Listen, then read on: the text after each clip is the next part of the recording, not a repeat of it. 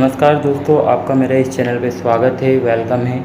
सबसे पहले मैं बात करना चाहूँगा कि जो मेरे चैनल पर नए हैं, जो पहली बार इसे देख रहे हैं, वो सबसे पहले मेरे चैनल को सब्सक्राइब कर ले। साथ ही साथ अगर वीडियो आपको अच्छा लगे तो इसे शेयर ज़रूर कर लें, क्योंकि आपके साथ दूसरे लोगों के लिए भी उपयोगी होगा। सबसे पहले दोस्तों मैं आपको बता देना चाहता हूँ कि मेरे पास बहुत सारे प्रश्न आए हैं, बहुत सारे दिनों के अंदर नए वीडियो के ऊपर नए क्वेश्चंस आए हैं। सबसे पहला क्वेश्चन है, क्या अनुकंपा नियुक्ति जो हमें मिलेगी वो 7 साल के लिए ही 7 साल बाद ही मिलती है, या फिर मिलने के बाद वो आधे समय के लिए रहती है या फुल टाइम के लिए रहती है? तो इसका आंसर सबसे पहले मैं दे देता हूँ कि हाँ, अनुकंपा नियुक्ति जो आपको मिलती है वो आपके फुल टाइम के लिए रहती है। फुल टाइम के लिए रहती है। फुल टाइम का मतलब ये है कि जितना भी आपका कार्यकाल है, आपकी उम्र के बाद में जितनी भी गवर्नमेंट की सेवा रहती है, उस सेवा के तहत आपको उस नियुक्ति के उपरांत वो सेवा आपको देना होता है।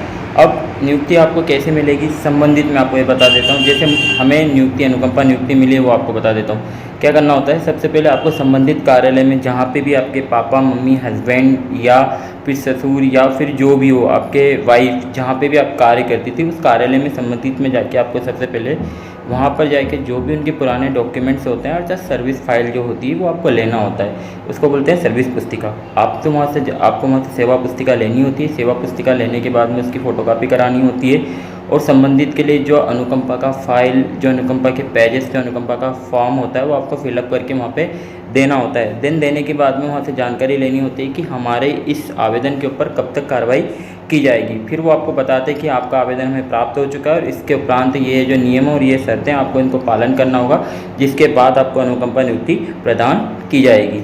अब हमें अनुकंपा नियुक्ति में हमने देखा है कि बहुत सारे लोग बोलते हैं कि हमारे ये कारण से अनुकंपा नियुक्ति नहीं मिल पा रही, उस कारण से अनुकंपा नियुक्ति नहीं मिल पा रही। तो उसका प्रमुख कारण ये है कि वो लोग क्या करते हैं कि एक बार आवेदन करने के पश्चात उन्हें ऐसा लगता है कि कुछ कार्यालय आके या खुद गवर्नमेंट आके उन्हें अनुकंपा नियुक्ति देगी। ऐसा नहीं होता है। अनुकंपा नियुक्ति के लिए बहुत सारे नियम होते हैं। गवर्नमेंट के पास वैसे ही लोगों को जॉब नहीं मिल रही है, तो आपको लड़ना पड़ेगा, तब जाके आपको मिलेगी। हमें जो अनुकंपा नियुक्ति मिली वो इतने आसानी से नहीं मिली है।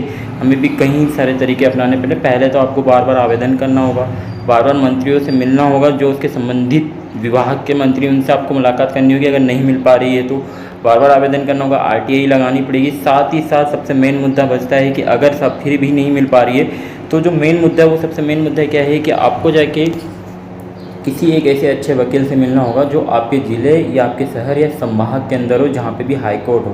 ओके, उस हाई कोर्ट के वकील से आपको मुलाकात करनी होगी। वकील से मुलाकात करने के बाद में आपको क्या करना होगा कि उसे अपनी प्रॉब्लम बतानी होगी कि इस तरीके से अनुकंपा नियुक्ति नहीं मिल पा रही। कोर्ट में केस लगेगा। कोर्ट में केस लगने के बाद भी बहुत लोग बोलते हैं मैंने तो कोर्ट में केस लगा दिया, मेरा फैसला नहीं आया, मेरा फैसला निष्पक्ष आ गया, ऐसा आ गया।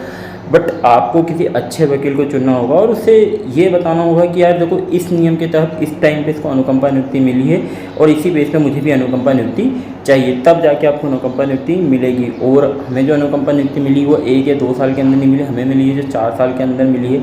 तो हमने इसके लिए बहुत संघर्ष करा, तब जाके हम इस मुकाम पे पहुँचे और तब जाके हमें ये मिली है। तो कहीं ना कहीं हमने सारे के सारे चढ़ाव जो भी चढ़ने थे वो चढ़े हैं। सबसे पहले हमने जो चढ़ाव चढ़ा था, आवेदन करा था। आवेदन के बाद में हमने फिर उसके बारे में जानकारी ली, जितनी बार ना हो उतनी बार गए, कई बार हमने आंदोलन करे। आंदोलन के बाद जाके हमें ये अनुकंपा नियुक्ति मिली है। तो अगर आपको अनुकंपा नियुक्ति चाहिए तो सबसे पहले आपको आवेदन करना होगा।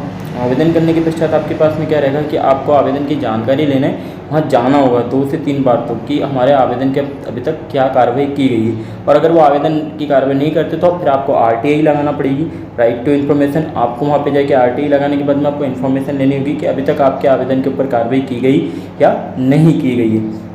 देन उसके बाद में अगर नहीं होता है, अगर उनसे फिर आपको RTI में पता चल जाता है कि ये नियम आ रहे हैं और इस नियम की तहत नहीं की, तो जो भी सेवा शर्तें वो आपको पूरी करनी होगी। अगर आप सेवा शर्तें पूरी नहीं कर सकते तो आपको अनुकंपा नियुक्ति नहीं मिलेगी, क्योंकि आप अपात्र हो जाते हैं। तो अच्छा ये बात है कि एक बार अनुकंपा नियुक्ति मिल जाने के बाद में आपको अनुकंपा नियुक्ति दोबारा किसी और पद पर नहीं मिल सकती है। ओके, और अनुकंपा नियुक्ति आपको योग्यता के अनुसार दी जाती है। थर्ड पोजीशन ये कि अगर फिर भी नहीं मिल रहा है किसी नियम या कायदे के तहत, तो आपके पास लास्ट एंड एंड ऑप्शन रहता है, वो है कोर्ट का। आप वहाँ जा सकते हो और वहाँ से आपको अनुकंपा नियुक्ति मिल सकती है। हमें भी जो अनुकंपा नियुक्ति के आदेश मिले, अनुकंपा नियुक्ति जो मिली है वहीं से ही मिली है। आप आदेश में देख सकते हो। आदेश में आपको लिंक में उसकी फ़ोटो के लिंक मैं आपको दे दूँगा, साथ में अभी भी आगे भी बता दूँगा, तो आप उसे भी देख सकते हैं। तो थैंक यू दोस्तों इस वीडियो को यहाँ तक देखने के लिए। और आपसे मेरा पुनः रिक्वेस्ट है, जो भी क्वेश्चन हो आप मेरे से कमेंट्स बॉक्स में पूछ सकते हैं। और वीडियो को सब्सक्राइब करना ना भूलें, साथ ही वीडियो को शेयर करना ना भूलें। थैंक यू दोस्तों।